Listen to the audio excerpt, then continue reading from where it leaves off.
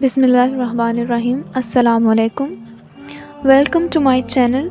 آج میں آپ کو اس ویڈیو میں بتاؤں گی شرعی مسائل کا حل۔ نمبر 1 ہے بالوں کو خضاب کس رنگ کا لگانا چاہیے، نیز مہندی کا رنگ کیا ہونا چاہیے۔ اسلام میں بالوں کو کالا رنگ لگانے کی ممانعت ہے، مہندی کا رنگ بھی براؤن ہونا چاہیے۔ نمبر 2، اگر کوئی شخص اپنے بیٹے یا بیٹی کا عقیقہ نہ کر سکا ہو تو بڑے ہو کر عقیقہ کیا جا سکتا ہے، کیا بال بھی کٹوانے ہوں؟ پیدائش کے 7ویں دن عقیقہ کرنا سنت ہے، اس طرح بچہ رہن نہیں رہتا اور آفتوں سے بھی محفوظ رہتا ہے، تاہم جب بھی ممکن ہو کر لینا چاہیے۔ لڑکے کے لیے 2 بکرے اور لڑکی کے لیے 1، جبکہ بال بھی کٹوانے ہوں۔ نمبر 3، کیا غیر مسلم کو صدقہ دینا جائز ہے؟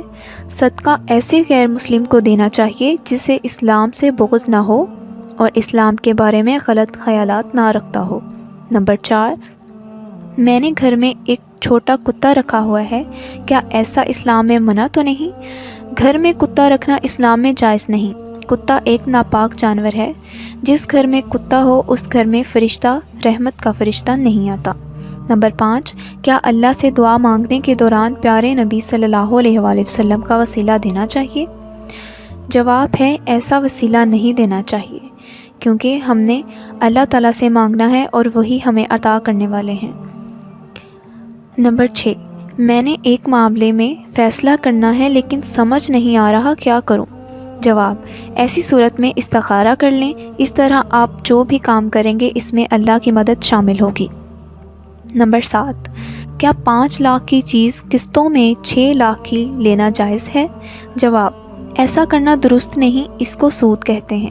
سود حرام اور کبیرہ گناہوں میں سے ایک ہے۔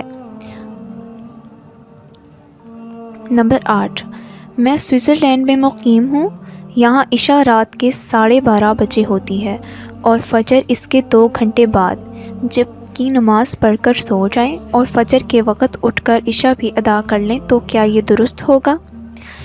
جواب ہے اس سے بہتر ہے کہ آپ عشاء کے وقت اٹھ جائیں اور فجر کی نماز ساتھ ہی پڑھ کر دوبارہ سو جائیں۔ نمبر 9، کیا عورت بغیر محرم کے عمرے کے لیے جا سکتی ہے؟ عمرہ کرنا باعث ثواب ہے، لیکن عورت کے لیے شرط یہ ہے کہ اس کے ساتھ اس کا محرم رشتہ دار موجود ہو۔ نمبر 10، کیا ظہر کی قضا عصر کی نماز کے بعد ادا کی جا سکتی ہے یا صرف پہلے ہی کی جانی چاہیے؟ اگر کسی وجہ سے ظہر کی نماز نہیں پڑھ سکے تو عصر کی نماز کے بعد بھی ادا کی جا سکتی ہے، عصر سے پہلے ادا کریں۔ نمبر 11، کیا قومی بچت اسکیم سے پیسہ لینا اسلام میں جائز ہے؟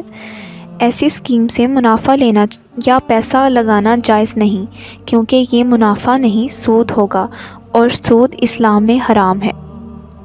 اس ویڈیو کے لیے اتنا ہی۔ اگر آپ کو ہماری ویڈیو پسند آئی ہے تو اس کو لائک کریں، ہمارے چینل کو سبسکرائب کریں اور بیل آئیکن کو پریس کر دیں۔